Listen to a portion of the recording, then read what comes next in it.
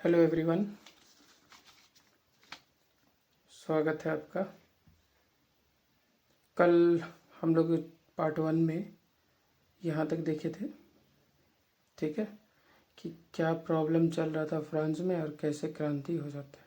ठीक, ये उसके बाद हम लोग को जो नेक्स्ट टॉपिक देखना है सेकंड नंबर, वो है क्रांति की शुरुआत। ठीक है, क्रांति की शुरुआत। अब आपको याद होगा पिछले जो लेक्चर का कि क्या प्रॉब्लम चल रहा था फ्रांस में।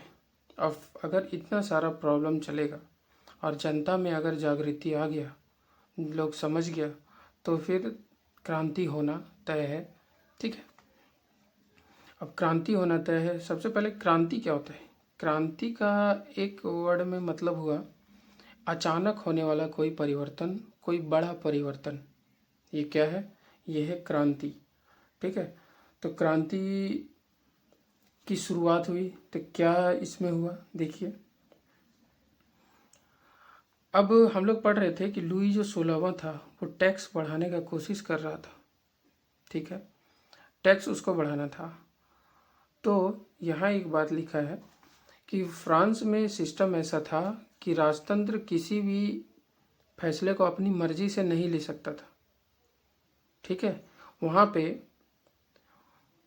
एस्टेट्स जनरल, बड़ा कर देते तो दिखेगा,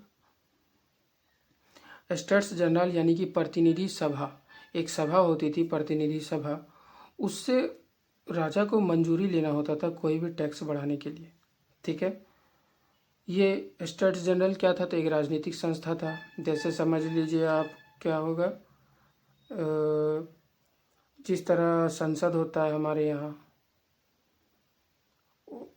कानून बनाने के लिए, उसी तरह वहाँ पे एक राजनीतिक संस्था था जिसका नाम था स्टेट्स जनरल। ठीक है, यहाँ पे क्या किया गया? यहाँ पे 3 स्टेट के लोगों का प्रतिनिधि भेजा गया। प्रतिनिधि का मतलब होता है जो आप नेता चुन के भेजते हैं। प्रतिनिधि का क्या अर्थ होता है?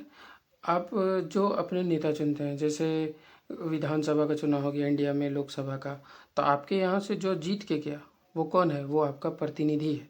उसी तरह तीनों स्टेट्स से अपने अपने प्रतिनिधियों को वहाँ भेजा गया। कहाँ पे? स्टेट्स जनरल की बैठक में। और ये देखिए 1614 में लास्ट बैठक हुआ था, इतना पहले, और नया जो बैठक बुलाया गया वो 1789 5 मई को, इतना दिन बाद। यानी कि राजा थोड़ा कमज़ोर नज़र आ रहा है, इसीलिए इसको वापस से बैठक बुलाना पड़ रहा है। ठीक है, अब इसमें क्या हुआ? 300 प्रतिनिधि भेजे गए, कहाँ से? प्रथम स्टेट और द्वितीय स्टेट से। और 600 प्रतिनिधि भेजे गए कहाँ से? वो भेजे गए तृतीय स्टेट से। स्टेट आपको याद आ रहा है ना, फ्रांस का समाज 3 स्टेट में बटा हुआ था, ये वाला। ठीक है, तो 3 स्टेट से लोग वहाँ पे पहुँचे।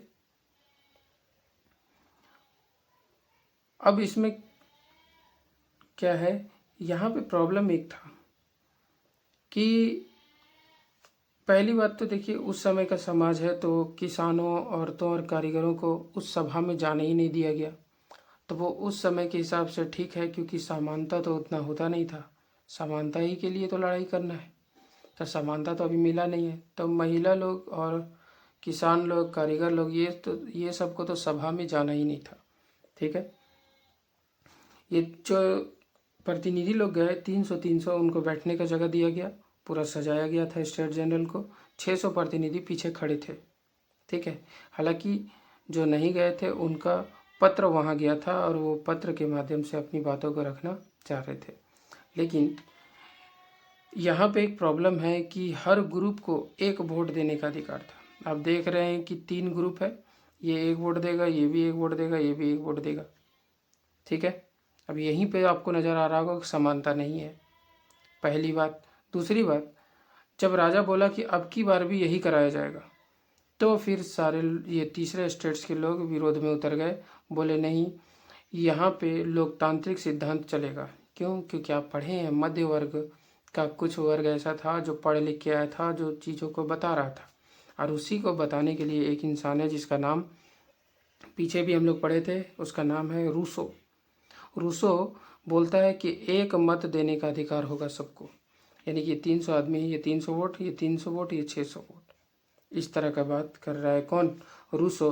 और उसका बुक का नाम है द सोशल कॉन्ट्रैक्ट। क्या नाम है? The social contract. किसका है? रूसो का। ठीक। अब रूसो एक किताब लिखा और बोल रहा है कि सबको एक वोट देने का अधिकार होना चाहिए। इसीलिए तीसरे स्टेट का लोग वो असेंबली का बहिष्कार कर देता है और बाहर चला जाता है, बोलता है हम इस स्टेट्स जनरल की बैठक में नहीं रहेंगे, और चला गया।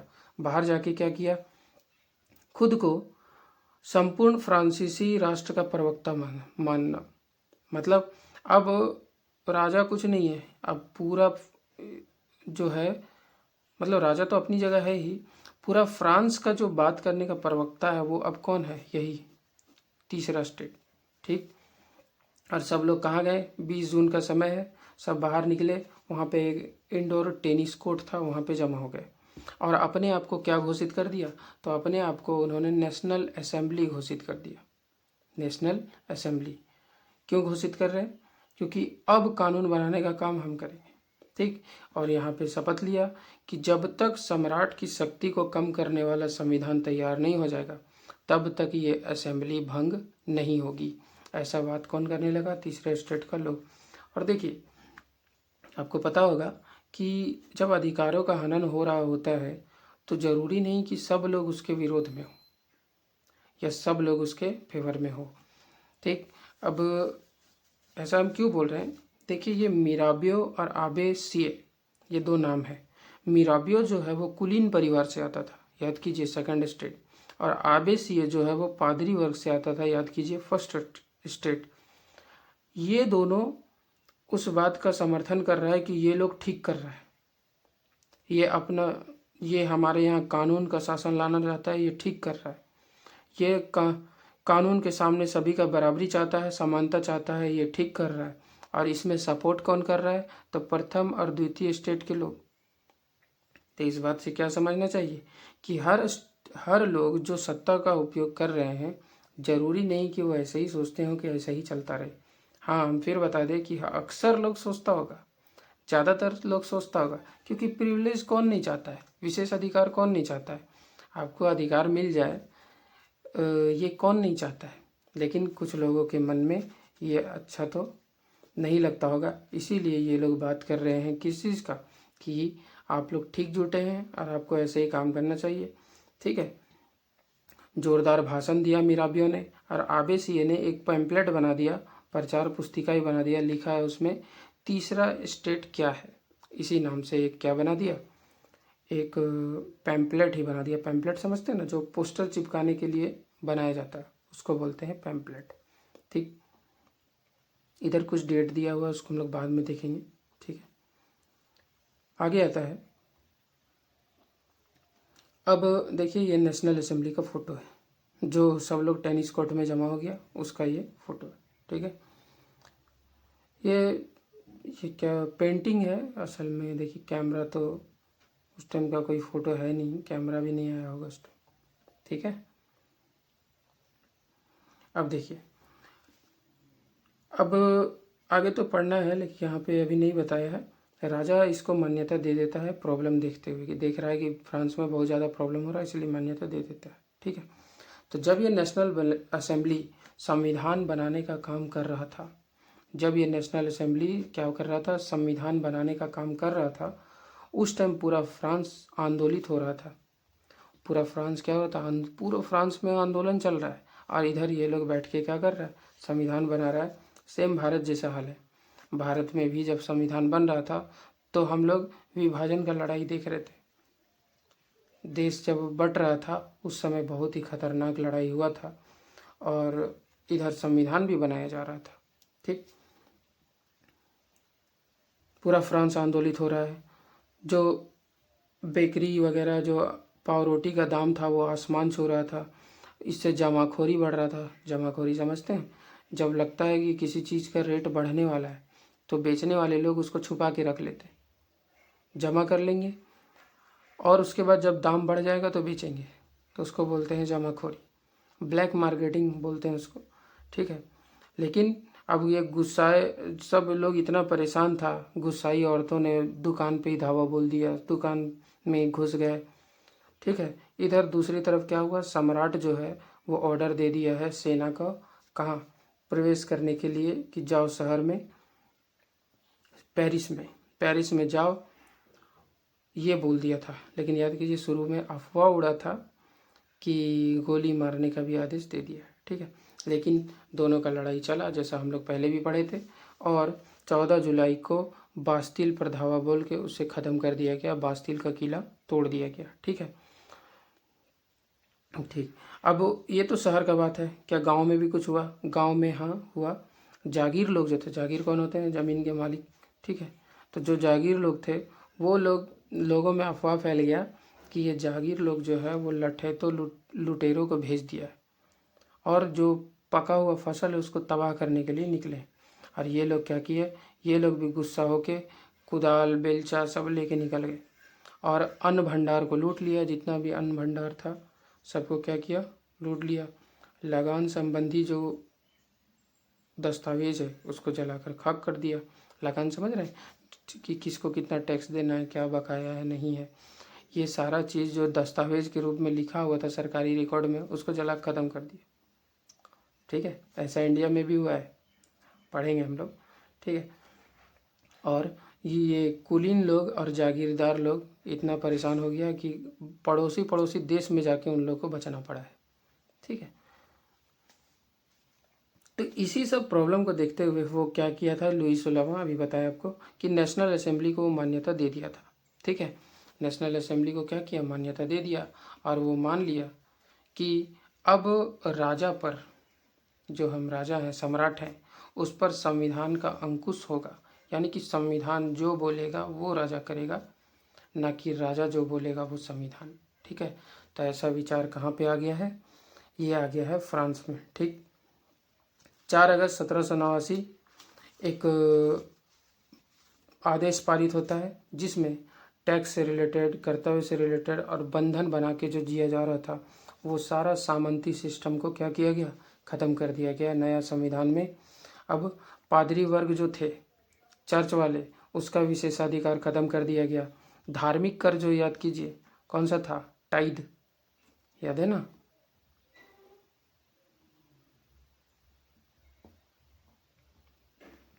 टाइद,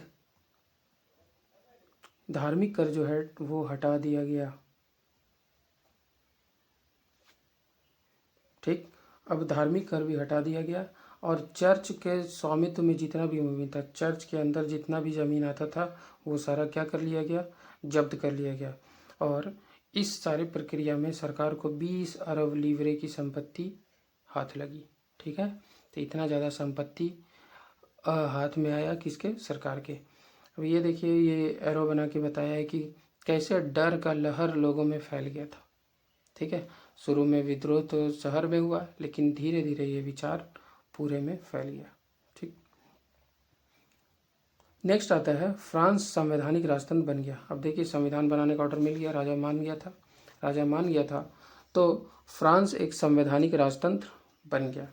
अब फ्रांस संवैधानिक राजतंत्र बन गया, इसका क्या मतलब है, 1791, ये समय याद रखिएगा, 1791 में फ्रांस का संविधान जो है, फ्रांस का संविधान क्या होता है, रेडी हो जाता है, प्रारूप रेडी कर लिया गया और सम्राट की जो शक्ति है, राजा की शक्ति है, उसको कंट्रोल कर लिया गया। ठीक है, कि अब सबसे ऊपर कौन होगा, संविधान होगा, उसके अंदर आएगा राजा। ठीक, और जो कार्य, ये पावर जो है, शक्ति, वो किसी एक हाथ में ना होकर, याद कीजिए मॉन्टेस्क्यू का दिया हुआ विधायिका, कार्यपालिका और न्यायपालिका। अब शक्ति का बंटवारा कर दिया गया, शक्ति का बंटवारा विभिन्न संस्थाओं, विधायिका, कार्यपालिका और न्यायपालिका में कर दिया गया, जो आज भी हम लोग देखते हैं। इस तरह फ्रांस क्या बन गया, ये वर्ड ध्यान रखने का जरूरत है, फ्रांस एक संवैधानिक राजतंत्र बन गया। इसका क्या मतलब है, राजतंत्र तो वहाँ पर है, राजा का सिस्टम तो वहाँ चल रहा है, लेकिन वहाँ संविधान भी है, इसीलिए संवैधानिक राजतंत्र वो बन गया। ठीक, अब वहाँ पे वो सिस्टम कैसे काम करता था देख लीजिए। संवैधानिक राजतंत्र जब बना तो क्या क्या दिया हुआ है देखिए, सम पावर कितने में बटेगा, 3 में, विधायिका, कार्यपालिका और न्यायपालिका। ये सिस्टम काम कैसे करता था, फ्रांस की जो जनता थी उसको 2 भागों में बांटा गया। एक था निष्क्रिय नागरिक और एक था सक्रिय नागरिक, ठीक है। एक को बोलेंगे एक्टिव, दूसरे को क्या बोलेंगे, डोरमेंट, ठीक है। तो या इनएक्टिव बोल सकते हैं। तो एक निष्क्रिय नागरिक है और एक सक्रिय नागरिक। निष्क्रिय नागरिक कौन है, जिनको वोट देने का अधिकार नहीं था, वो कौन है, निष्क्रिय नागरिक है। इसमें कौन कौन आएंगे, 30 लाख पुरुष थे, महिलाएं थी, बच्चे थे, 25 वर्ष से कम उम्र के व्यक्ति। ये 25 याद रखिएगा, वहाँ मिनिमम एज वोट देने का क्या है, 25 प्लस। तो 25 से कम उम्र वाले व्यक्ति को मताधिकार प्राप्त नहीं था, ठीक है। तो चलिए, इनको वोट देने का अधिकार नहीं मिला। देखिए, महिला लोग का भी वोट देना नहीं मिला है। जो पुरुष संपत्ति नहीं रखते हैं उनको भी वोट देने का अधिकार नहीं मिला है। आपको लग रहा है यहाँ समानता नहीं नज़र आ रहा ना, हाँ। तो इसके लिए भी आगे लड़ाई होगा। ये देखिए, ये लड़ाई चलता रहेगा बहुत लंबा समय तक, तब जाके जहाँ आज हम लोग पहुँचे हैं वो आपको पता चलेगा, ठीक है। सक्रिय नागरिक या ये कौन है, तो ये है मताधिकार प्राप्त लोग जिनको वोट देने का अधिकार मिला हुआ है। और ये 2.8 करोड़, याद कीजिए, जनसंख्या था 2.8 करोड़, कहाँ का, फ्रांस का। और उसमें मात्र 40 लाख लोगों को वोट देने का अधिकार मिला है, ठीक। अब ये 40 लाख लोग क्या करेंगे, ये एक निर्वाचक मंडल को चुनेंगे, निर्वाचक जो चुनेगा नेशनल असेंबली को। देखिए, ये अप्रत्यक्ष चुनाव टाइप से लग रहा है कि हम उसको चुन देंगे, वो उसको चुन देगा। जैसा आप इंडिया में देखते होंगे राष्ट्रपति, क्या राष्ट्रपति का वोट देने गए आप लोग, जो वोट जिनका उम्र हो गया वोट देने का, नहीं गए होंगे, क्योंकि हम अपने नेता को चुनते हैं अपने एरिया से, और वो नेता जाके राष्ट्रपति को चुनता है। उसका बहुत लंबा प्रोसेस है, वो तो चलिए बात का बात है, लेकिन आप डायरेक्ट नहीं जाते वोट देने राष्ट्रपति को। हम अपने नेता को चुनते हैं, हमारे नेता उसको चुनते हैं, माना जाता है कि हम चुने। यही है अप्रत्यक्ष चुनाव, यहाँ भी वैसे ही दिखता है। सबसे पहले सक्रिय नागरिक जो 40 लाख लोग हैं वो 50,000 लोगों को चुनते हैं, और 50,000 लोगों को बोला जाता है निर्वाचक मंडल। और ये निर्वाचक मंडल जाके चुनेगा किसको, तो वो नेशनल असेंबली को चुनेगा। और नेशनल असेंबली में याद रखने लायक बात, 745 सदस्य थे। कितना, 745, ठीक, 745 सदस्य थे, ठीक है। विधायिका कौन है, जो कानून बनाने का काम करता है, जैसे आप लोग देखें अभी संविधान भी बनाया। और विधायिका, फिर एक आता है कार्यपालिका। कार्यपालिका कौन होता है, जो कानून को लागू करता है। कानून को लागू करने वाले को क्या बोलते हैं, कार्यपालिका बोलते हैं। भारत में विधायिका और कार्यपालिका दोनों जुड़ा हुआ है। देखते होंगे आप, मोदी जी एक मंत्री भी हैं और एक सांसद भी हैं। तो मोदी जी जब संसद में बैठे हुए हैं, संसद भवन में, तो वो कानून बनाने का काम कर रहे हैं, कानून बनाने का विधायिका का काम कर रहे हैं। और जब वो अपने ऑफिस में जाते हैं तो वो कार्यपालिका बन जाते हैं, ठीक है। तो भारत में जुड़ा हुआ है बहुत सारे जगह पे। जो संघात्मक देश जहाँ पे होते हैं वहाँ पे विधायिका और कार्यपालिका बिल्कुल अलग होता है, ठीक। अब देखिए, कार्यपालिका का हेड कौन रहेगा, तो सम्राट। कानून लागू करवाने वाले में हेड कौन रहेगा, तो सम्राट। इंडिया में भी कौन है, तो राष्ट्रपति, और उसके अंडर फिर रहेगा बहुत सारे मंत्री। अब देखिए, संविधान बनाया इसको, अब ये कंट्रोल करेगा किसको, सम्राट को। याद कीजिए, यही तो पढ़ना है।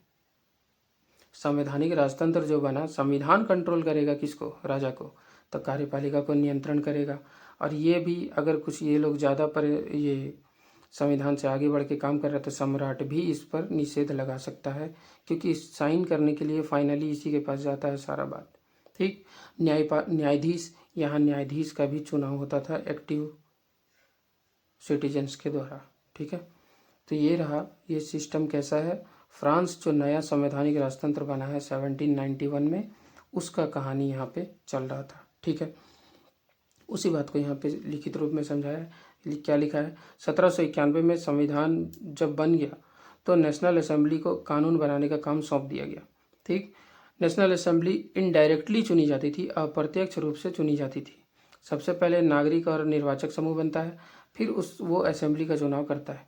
वोट देने का उम्र मिनिमम 25 साल है, उससे कम वाले को तो वोट देना ही नहीं है। पुरुष में भी वो देगा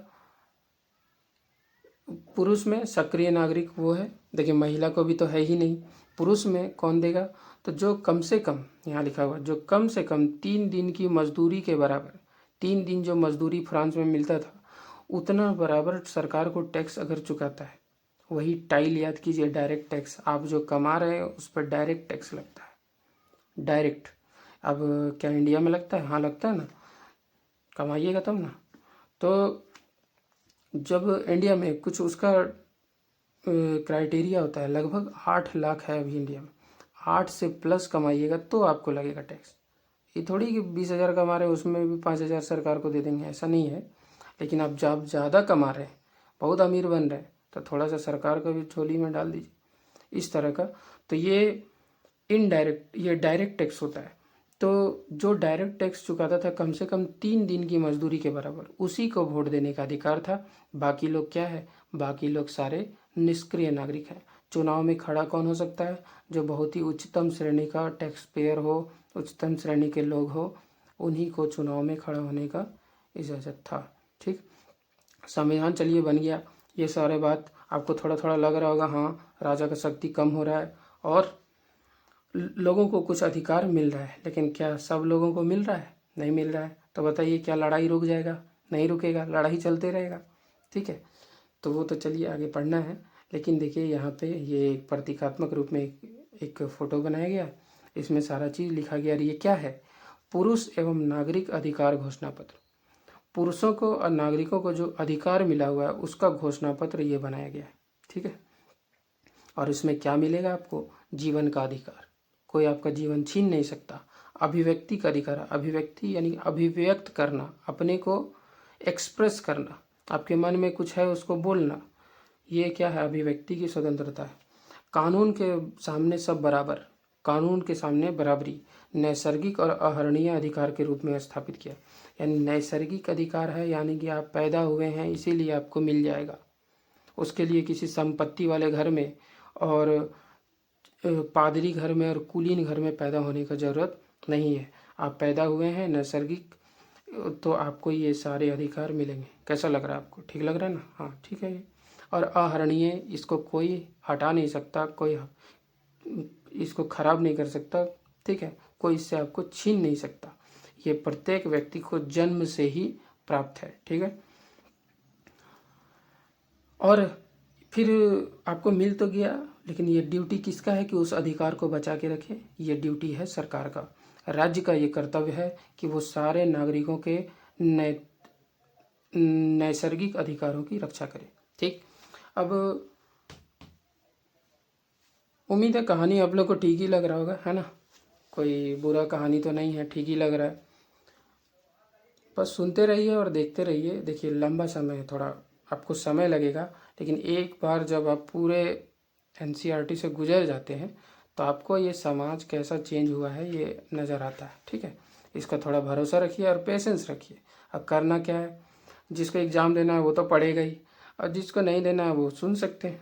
ठीक है, तो जो पुरुष और नागरिक अधिकार घोषणा पत्र आया उसमें क्या रखा गया है? देखिए कि आदमी स्वतंत्र पैदा होता है, स्वतंत्र रहता है और उनके अधिकार समान होते हैं। देखिए ये अधिकार का डिमांड है, घोषणा पत्र है। ठीक है, हर एक राजनीतिक संगठन का लक्ष्य आदमी के नैसर्गिक एवं अहरणीय अधिकारों को संरक्षित रखना है।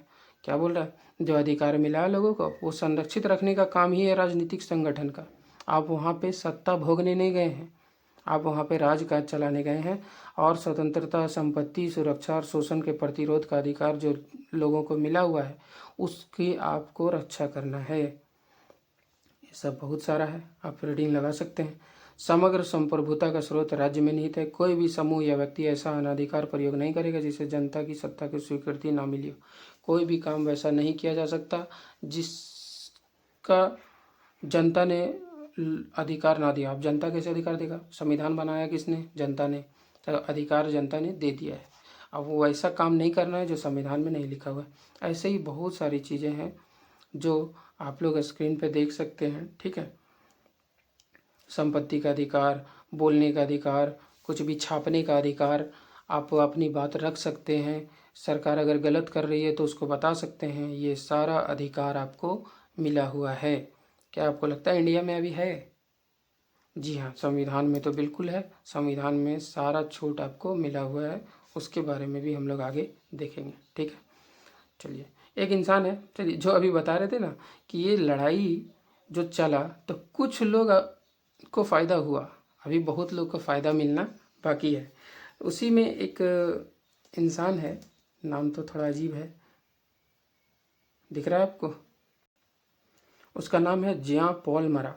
ये एक एक पेपर लिखा था, लामी द पप्ल, ठीक है, यानी कि जनता का मित्र, ये हिंदी में, और वहाँ का लैंग्वेज में है सर। और ये क्या लिखा है इसमें, ये सिर्फ बताया है कि जो अभी लड़ाई करके अमीर लोग जो अभी सत्ता हासिल किया है, देखिए अभी जो हम लोग पढ़े हैं कि निर्वाचक मंडल में बैठेगा, वोट देगा, थोड़ा सा आपको लग रहा होगा कि अधिकार मिला है, बात सही है, मिला है, लेकिन किसको मिला है? क्या यहाँ पे एक गरीब घर का इंसान पहुँच सकता है? क्या सबको इतना बराबरी है? क्या यहाँ पे भी पहुँच सकता है? यहीं पे बताइए, यहीं पे जो वोट देने के लिए भी आपको टैक्स देने वाला इंसान बनना पड़ेगा। क्या सब लोग पहुंच सकता है? बराबरी का अधिकार है? नहीं है। यानी कि अभी जो सत्ता मिला है, राजा से तो थोड़ा छीना गया, लेकिन मिला किसको? तो अमीर लोगों को। तो इसीलिए ये बोल रहा है कि ये लड़ाई अभी रुकने वाला नहीं है। जब तक सबको अधिकार नहीं मिल जाता, बराबरी का अधिकार नहीं मिल जाता, जिस तरह आज वो राजा से सत्ता छीने हैं, उसी तरह जनता कल अमीरों से वही सत्ता छीन के अपने अंदर करेगी। और आज जो आप लोग देख रहे हैं, डेमोक्रेसी जो वर्ड आता है, डेमोक्रेसी यानी कि लोकतंत्र, लोगों का सिस्टम, इंडिया में वो सिस्टम भी है डेमोक्रेसी। ठीक है, यानी कि यहाँ पे जो राजा बनता है, यानी कि सरकार बनता है, वो किसके द्वारा चुना जाता है? वो लोगों के द्वारा चुना जाता है। और क्या उसमें कोई भेदभाव होता है? नहीं होता है। सबको वोट देने का अधिकार हो, चाहे महिला हो, चाहे वो लड़का हो, चाहे कमाता हो या ना कमाता हो, थर्ड जेंडर हो, कुछ भी हो, सबको वोट देने का अधिकार है इंडिया में। ठीक, तो आप लोग देख रहे हैं कैसे अधिकार छीना जा रहा है लोगों से, मतलब जो सत्ता भोग रहे थे उनसे। ठीक है, अब आता है कुछ चित्र बनाया गया था उस टाइम, सिर्फ देख लीजिए, कोई ख़ास चीज़ नहीं है, लेकिन सब चीज़ को एक प्रतीक रूप में गढ़ा जाता था। ठीक है, ले बार्बिए नाम का एक इंसान था जो इन सारे चित्रों को बनाया था। टूटी हुई जंजीर, क्या होता था कि दासों को जो बांध के रखा जाता था, अब बांध के रखा जाता था, तो उसी को सिंबॉलिक रूप में कि ये टूटा हुआ जंजीर है, अब सब आज़ाद है, आज़ादी का प्रतीक था ये। ठीक, ये क्या है? छड़ों का बर्छीदार गट्ठर है। एक एक एक छड़ को आसानी से तोड़ा जा सकता है और पूरे गट्ठर को आसानी से नहीं तोड़ा जा सकता। ठीक है, तो इसका प्रतीकात्मक अर्थ हुआ कि एकता में ही बल है, सब एकजुट रहेंगे तो बल मिलेगा। त्रिभुज के अंदर एवं रोशनी बिखेरती आँखें, ये क्या है? सर्वदर्शी आँख ज्ञान का प्रतीक है, यानी कि सूर्य की किरणें जो आती है किरण के रूप में, वो अज्ञानता के अंधेरे को मिटा देती है। ठीक, राजदंड, ये शाही सत्ता का प्रतीक है। ठीक है, ये मोदी जी भी यूज़ किए थे, मतलब ये तो नहीं यूज़ किए थे, लेकिन हमारे देश में चोल साम्राज्य का भी आप लोग नाम सुनेंगे, वहाँ पे एक यूज़ किया जाता था ऐसे ही, राज सिंहासन के लिए सत्ता का प्रतीक माना जाता था। शायद सेंगोल नाम है उसका, सेंगोल, वो मोदी जी भी यूज़ किए हैं जब नया संसद भवन बन रहा था। अपनी पूंछ मुंह में लिए हुए सांप, ये सनातनता का प्रतीक है। सनातनता यानी कि हर चेंज घूम के आता ही है, यानी कि हर चीज़ घूम के आएगा वापस। इस अंगूठी का कोई और छोर नहीं होता, वही बताने की कोशिश कर रहा है कि जो सिस्टम चलता है वो गोल है, आप किसी को परेशान करेंगे तो आपको भी परेशान करेगा, सब चीज़ चक्रीय है, ये बताने का असल में कोशिश कर रहा है। ये एक टोपी है, लाल फ्राइजियन टोपी। ये क्या है? दास जब स्वतंत्र होते थे तो वो ये टोपी पहनते थे। ठीक, नीला सफ़ेद लाल, ये कलर जो दिख रहा है फ्रांस के राष्ट्रीय रंग हैं। कौन कौन? नीला, सफ़ेद और लाल। डैनो वाली स्त्री, देखिए ये परी जैसी लग रही है। और ये कानून का मानवीय रूप है। अब कानून कानून बोलेंगे तो कुछ समझ नहीं आएगा, लेकिन ये चित्र दिखाएंगे तो समझ आएगा लोगों को, आम लोगों को। ठीक है, कानून को एक मानवीय प्रतीक बना के दिया गया है। ठीक, और ये विधि पट जनता को जो सारे अधिकार मिले हुए हैं, सबके लिए समान अधिकार, उसका ये यहीं पे इसी पे छापा गया था, उसी का प्रतीकात्मक अर्थ है। ठीक है, तो बताइए और किया जाए। कुछ डेट देख लेते हैं जो यहाँ पे छूटा था। आप लोग कुछ इसमें पढ़ें, कुछ अभी पढ़ना बाकी है। ठीक है, तो देख लेते हैं। 1774 याद कीजिए, लुई 16वां फ्रांस का राजा बनता है। सरकारी खजाना खाली हो चुका है और लोगों में असंतोष है। 1789 स्टेट्स जनरल बुलाया जाता है। असेंबली का गठन करता है कौन? तृतीय स्टेट, क्योंकि जनता राजा के जो तरीका है, राजा जो एक वोट बोल रहा था उसको नहीं मान रहा था। फिर बास्तिल पे हमला होता है, देहात में किसान विद्रोह होता है। 1791 में याद कीजिए संविधान बनता है, सम्राट की शक्ति पर अंकुश लगाने वाला। 1792-93 इधर हम लोग पढ़े नहीं है, लेकिन यहाँ पे थोड़ा दिया हुआ है, सुन लीजिए। फ्रांस एक गणराज्य बन गया। आगे समझेंगे क्या होता है। राजा का सर काट के मार दिया गया। क्यों मारा गया वो अगले पार्ट में आपको पता चलेगा। जैकोबियन गणराज्य एक बना था और फ्रांस में एक डायरेक्टरी का शासन स्थापित हो गया।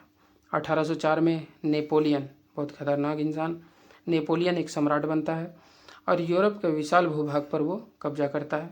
1815 में एक वाटरलू का लड़ाई होता है जिसमें नेपोलियन हार जाता है। और ये सारा कहानी आपको आगे मिलेगा नेक्स्ट लेक्चर में। ठीक है, तो आज के लिए इतना ही रखते हैं। आप लोग अच्छे से पढ़ते रहिए। धन्यवाद, थैंक यू।